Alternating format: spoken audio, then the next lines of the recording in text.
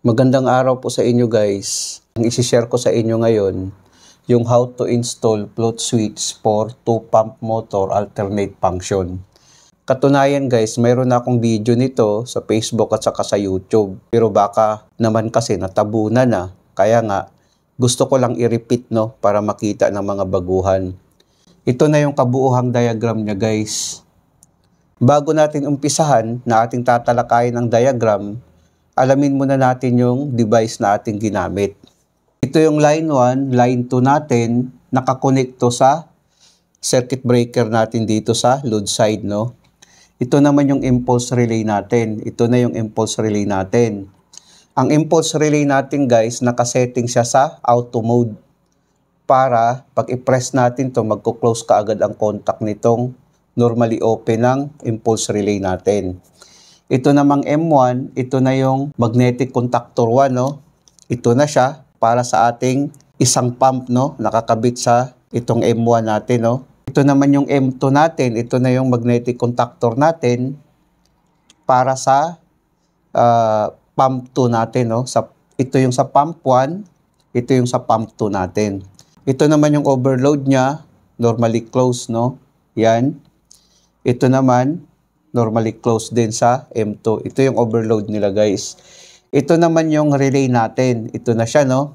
Ang relay na ating ginamit guys ay 14 pins. Lagi po natin tatandaan, ang relay na ating ginamit dito ay 14 pins. Para magawa natin ang diagram na ito guys, dapat ang contactor na ating gagamitin, mayroon siyang normally closed at normally open sa bawat gilid, no? Katulad dito, no? Mayroon siyang normally closed, normally open. Ganon din dito sa kabila, normally closed, normally open. Ito din, normally closed, normally open. Dito rin, normally closed, normally open, no? Para magawa natin ang diagram na ito, no? Ito naman yung float switch natin, no? Ito siya, no? Naka-connect siya sa normally open, no? Naka-normally open siya. Ganon ang position niya, guys, naka-normally open. Ito naman yung start button natin. Ang start button natin ay momentary switch, no? Pag i-press natin ganun, magko-close ang contact. Pag bitawan natin, mag-o-open. Itong diagram na ito, guys, ito na yung kinalabasan, no? Ang wiring nito, guys, sa device na ito yung diagram na ating sinundan. Ngayon, guys, tatalakayin natin ang diagram kung ano ang function niya, no? Para makita rin ng mga baguhan.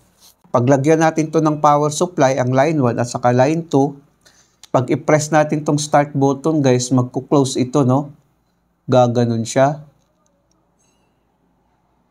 Ang kuryente ngayon dadaloy dito, no? Gumana ngayon ang impulse relay natin. Paggana ng impulse relay natin, guys, i-close to ng impulse relay natin. Kasi ito yung normally open ng impulse relay natin, no? I-close niya. Pag bitawan natin to, guys, itong start button, babalik to sa normal position na naka-open. Still pa rin, naka-close itong impulse relay natin dahil nakasetting siya sa auto mode, no? Magko-close ito, guys. Pag close niya ngayon, ito nga yung float switch natin. Pag ganun ang position niya, guys, naka-off position siya, no? Ibig sabihin, puno yung tubig. Pag gaganon siya, guys, kakarga siya ng tubig, no? Gaganon siya dahil mag-close ang contact nito. Mag-close ang contact nito, no? Pag walang tubig ang tangke, mag-close ang contact nito, no? Pag close, guys, ngayon ang kuryente dadaloy dito, no? Gumana ngayon ang M1 natin. Paggana ng M1 natin, guys, ito yung normally open ng M1 natin, no? I-close to ng M1. I-open naman ito ng M1 natin kasi ito kasi yung interlocking nilang dalawa, no? Normally closed nila, interlocking nila to. Mag-o-open to ngayon, no? Gumana ngayon ang M1, itong M2 hindi gumana, no? Ngayon, ang kuryente naman dadaloy din dito. Kung normally open ito ng M1 natin, magko-close din ito, guys, no? Pag close nito, guys, ang kuryente, gumana ngayon ang relay natin. Paggana ng relay natin, guys, i-close to ng relay natin, no?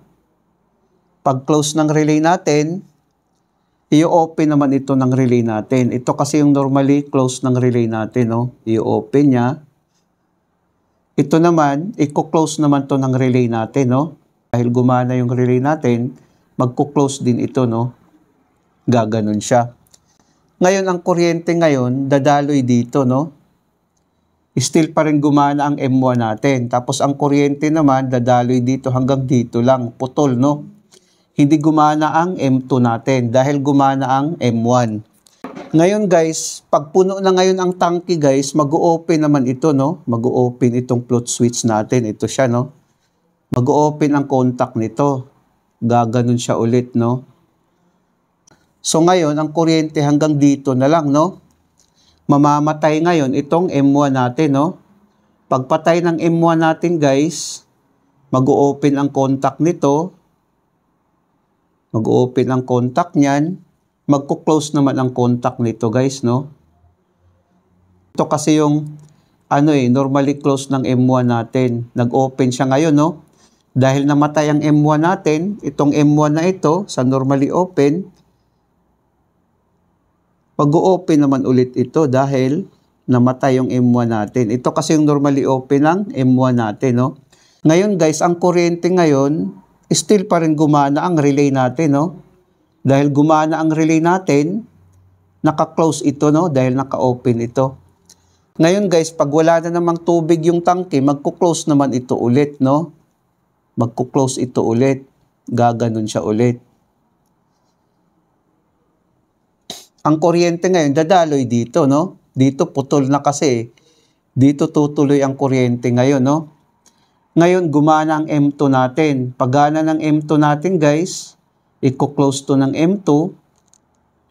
Ito kasi yung normally open ng M2. I-open naman ito ng M2, no? Ito kasi yung normally close ng M2 sa interlocking nilang dalawa. Ngayon, guys, i-open naman ito ng M2 natin, no? I-open to ng M2. Pag open ito guys, mamamatay ngayon itong relay natin, no? Pagpatay ng relay natin guys, i-open to ng relay. Tapos ngayon, i-open naman ito ng relay din, no? Tapos ito naman, i-close to ng relay natin. Ito kasi yung normally close ng relay natin, no? Nag-open siya ngayon. Dahil namatay yung relay natin, bumalik sa normal position na gano'n, no? So, ang kuryente ngayon, hanggang dito na lang, no? Hindi gumana pa rin ang M1 natin. Tapos, tatawid ang kuryente dito, gumana ang M2 natin, no? Ganun siya, guys. Ngayon, guys, pag mag-trip naman, ito kasi yung sa trip natin, no? Halimbawa ngayon, nag-trip ang M2 natin. Pag trip ng M2 natin, guys, mag-open ang contact niyan, mamamatay ngayon itong M2 natin. Automatic to ngayon magko-close, no? Ang kuryente ngayon, dadaloy dito. Automatic ngayon, dahil pagpatay nito guys, magko-close kasi ito. Dahil nag-trip, no? Dahil namatay ang M2. Automatic yan ngayon, dadaloy ang kuryente dito, no? Gumana ang M1 natin. Automatic yan. Ganun siya guys, kahit saan dito, kung mag-trip naman ito, magko-close naman ang contact nito, no? Gagana ngayon ang M2 natin kung mag-trip. So, ganun siya, no? Pag i-setting natin, babalik sa normal position na ganun. So, ang gumana ngayon, ang M2 natin. Pag i-press naman natin to ulit, pag-press natin to ulit, guys, no? Halimbawa, i-press natin to. Pag-press natin yan, gumana ang IR natin. Magti-trip naman ito, no? Pag-trip nito, guys, mag-open ang contact nito, no? Gaganon siya. Pag bitawan natin to guys, babalik to sa normal position na naka-open. Kasi ito kasing start button natin, may spring siya, no? Ngayon, nag-open naman ito, no? Pag open ito guys, mamamatay ngayon itong M2 natin, no? Dahil wala na siyang supply ang kuryente hanggang dito na lang. Kahit naka-close yung push button natin. Ganon siya, no? Ngayon, pag wala namang tubig, ibabalik natin to sa normally open, no? Ang connection sa float switch natin, guys, dapat naka-normally open, no? Huwag natin ilagay sa normally close. Itong connection nito, guys, ay sa control lang, no? Hindi pa kasama ang sa power circuit nito. Yung connection ng ng 3-phase motor natin kung saan nakakabit dito sa taas. Ang mahalaga kasi, alam natin yung control kung paano natin ikabit. Ngayon guys, itry natin ang function nito, no? I-on natin ang ating circuit breaker. Ngayon, i-press natin ang ating start button, no? Para gagana ang relay natin, magko-close ito, no? Ayan, gumana na siya, no? Nag-close na ang contact nito. Pag ganitong position kasi guys, naka-off position siya. Ngayon, pag wala ng tubig yung tangke, bababa ito, no? Sa ilalim ng tangke. Pagbaba dito guys, ang unang gumana ang M1, no? Kung pagmasdan natin to. Ayan, gumana ang M1 natin, no? Ibig sabihin, nagkakarga ng tubig yung motor natin papunta sa tangke, no? Pag mapuno naman guys, lulutang kasi ito. Kasi mayroon siyang pabigat, no? Lulutang ito. Pag gaganon siya guys, mamamatay ang M1 natin, no? Ayan, namamatay ang M1 natin. Ngayon, pag wala namang tubig yung tangke, bababa ulit ito. Pagbaba nito guys, gagana naman ang M2 natin, no? Ayan, gumana naman ang M2 natin.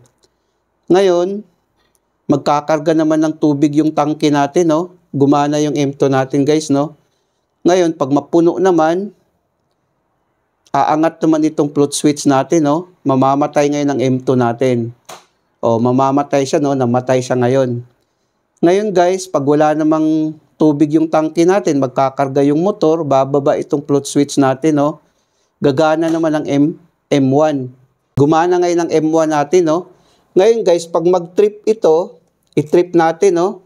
Pag trip nito guys, automatic gagana ang M2, no? Dahil mayroon tayong tripping device, no? Pag mag-trip ngayon ang M1, magko-close ito, no? I-trip natin. Trip natin guys, no? Para makikita natin itong M1. Ayan. Gumana ang M2 ngayon, no? Nag-trip siya. Ganun siya guys. Tapos ngayon, pag magkakarga ngayon ang M2 natin, no? Ngayon, pag mayroon ng tubig ang tangke, aangat itong float switch natin. Ayan, mamamatay ang M2, no? Ganun ang function niya, guys. Gumana ang M1 pag magkakarga ng tubig sa tangke natin, no? Tapos mamamatay kung mapupuno. Gumana naman ang M2. Ngayon, ang M2 naman, pag i-press naman natin to guys, pag mag-trip naman itong M2 natin, magko-close naman ito, no? Mag-o-open ito. Automatic gagana ang M1. I-try natin. Ayan, no? Gumana ang M1 natin, no? Dahil nag-trip yung M2 natin, gumana ang M1. Ngayon guys, pag mapuno naman yung tangke ng tubig, automatic ngayon mamamatay. Ngayon, pag atin namang i-press tong start button, mamamatay ito, no? Kasi mag-open ang contact nito. Ayan, namamatay ang impulse relay natin. Pag patay ng impulse relay natin, guys, ito naman hindi nagagana, no? Hindi nagagana ang M1 natin at saka M2. Dahil nag-open ang contact nito. Ito ang kagandahan sa impulse relay natin, no? Ganun siya. Pag start natin ulit, magko-close naman ang contact nito. Gagana naman ang M1 natin, no? Pag ganun, mamamatay. Gagana ang M2. Pag ganun, mamamatay, no? Ganun lang siya, guys. Salit-salitan siya, no? Bali, alternate function ang kanilang function nila, no? Ngayon, pag patayin natin itong start button, mamamatay, hindi nagagana. Ganun siya, no? Sana nakapagbigay ito ng konting kaalaman sa mga baguhan. Maraming salamat sa inyo, guys. Hanggang sa muli.